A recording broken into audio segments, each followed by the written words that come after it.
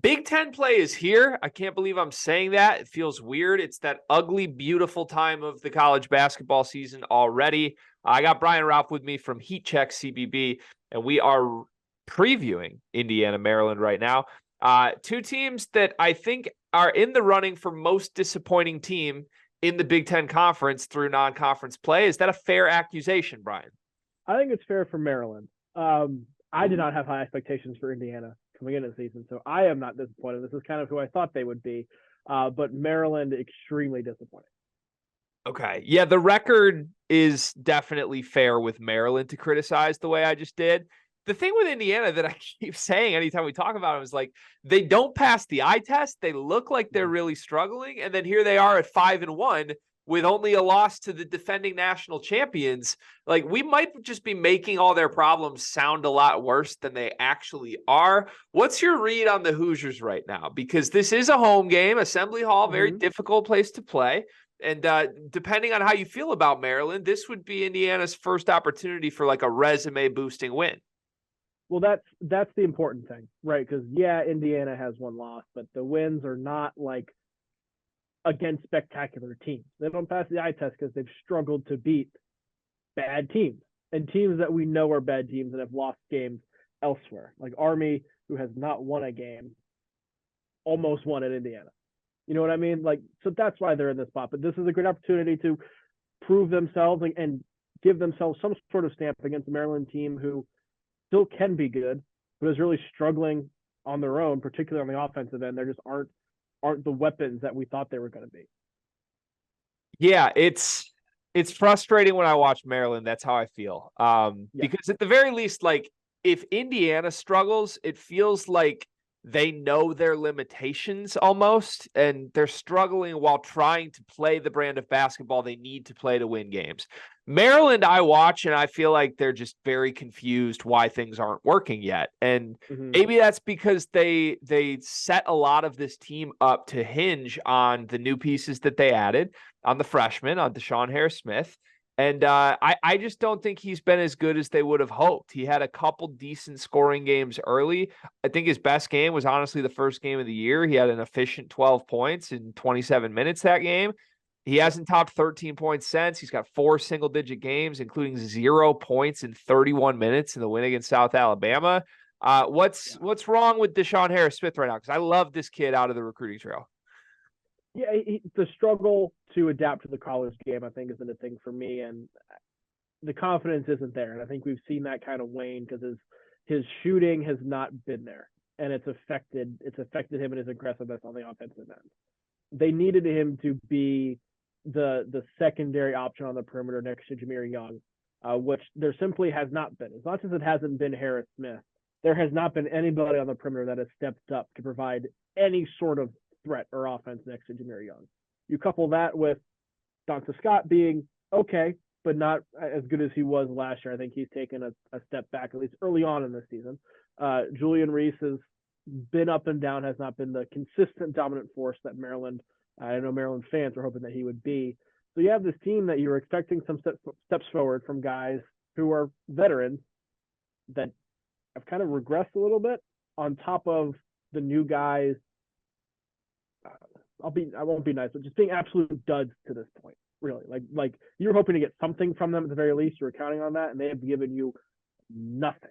And so you're left with this team that is kind of confused because all of the things that they thought were going to happen, even the safe things, haven't worked or have not happened. And they're just kind of left trying to figure out what do we have.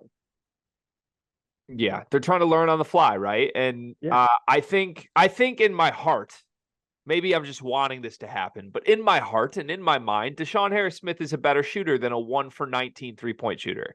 So if he starts to see a couple go in, I think maybe it could open up some new dimensions. But man, these are two teams very on brand for the Big Ten right now. How about a conference struggling with shooting the basketball? Both of these teams are 3 spots away from each other in the 3-point percentage rankings in the country. Indiana's 349th, making 24.1% of their threes. Maryland's 352nd, making 23.8% of their threes. This could just be a super clunker. Like, I don't know what the over-under is going to be. I might lean the under here in this one, especially if teams are a little tight. But The last thing I want to ask you is both of these front courts got a lot of praise in the offseason. Both these front courts were, kind of some vetty guys. I mean, I know Indiana's new, like Mackenzie Mbako's a freshman and Kel'el Ware is new, but I think we knew what to expect from Malik Reneau and Kel'el Ware for the most part. Donta Scott and Julian Reese have been around the block. We know what they are. People would have claimed these are two of the best front courts in the Big Ten. To me, on paper, those match up pretty well with each other. I think Indiana's is better. They have a higher ceiling, but I think Maryland's front court can hang if they play their best game here. The difference in this game to me should be the backcourt, where to me, Maryland, even with a Deshawn-Harris Smith who is struggling, has two players that should cause massive problems for a hobbled Xavier Johnson and Trey Galloway and Gabe Cupps. Do you think that Maryland's guards are up for the challenge to go into Assembly Hall and win this game? I trust Jahmir Young to be, right? He is the best perimeter player on the court for either team in this game, and he's going to have to play like it. He's going to have to put on a real marquee, notable performance for Maryland to move forward and win this game the way that that's the recipe, right? Because I don't want to rely on them getting contributions from other guys because that hasn't happened yet.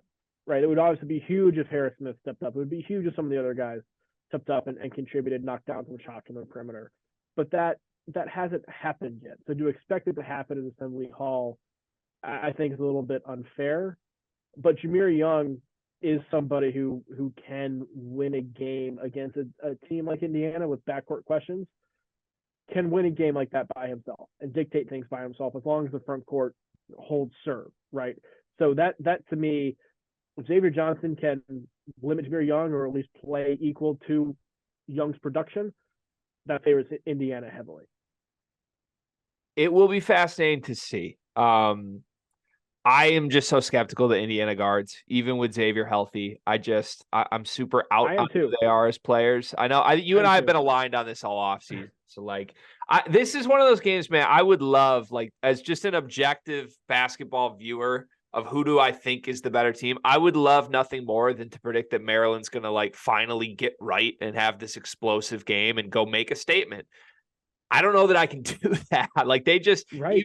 even in their wins, they have not impressed me much. It's way too early to call this a must win or an elimination game of sorts.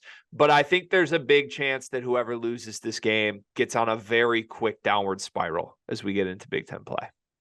The preseason conversation around both these teams was, can one of them finish third in the Big Ten, right, behind Michigan State and Purdue? And now it's, can somebody get a win to stop the slide and potentially help themselves in the NCAA tournament bubble? That conversation has shifted quickly for both of them.